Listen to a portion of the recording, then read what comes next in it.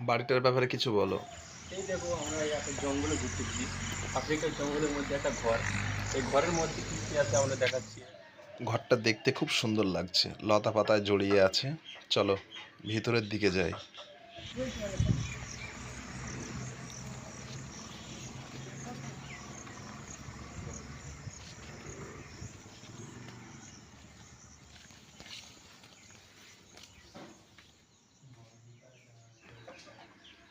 চলো ভিতরের দিকে যাই।